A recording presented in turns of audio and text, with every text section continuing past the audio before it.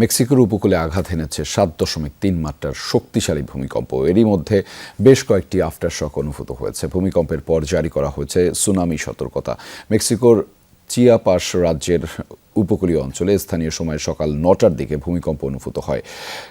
শেরদান শহর থেকে প্রায় 48 কিলোমিটার দক্ষিণ পশ্চিমে এবং ভূপৃষ্ঠ থেকে 15 কিলোমিটার গভীরে ছিল এর উৎপত্তিস্থল। মূল ভূকম্পনের পর অঞ্চলটিতে বেশ কয়েকটি শক্তিশালী আফটারশক অনুভূত হয়, যার মধ্যে 6 মাত্রার কম্পনও ছিল। উৎপত্তিস্থল থেকে 300 কিলোমিটার এলাকার মধ্যে বিপজ্জনক সুনামির ঢেউ আছড়ে পড়তে পারে বলে আশঙ্কা করা হচ্ছে। সাধারণ মানুষকে সমুদ্র সৈকত থেকে দূরে থাকার পরামর্শ দিয়েছে স্থানীয় প্রশাসন। শক্তিশালী কম্পনে কেঁপে উঠেছে প্রতিবেশী দেশ গুয়াতেমালা এবং এল সালভাদোরও।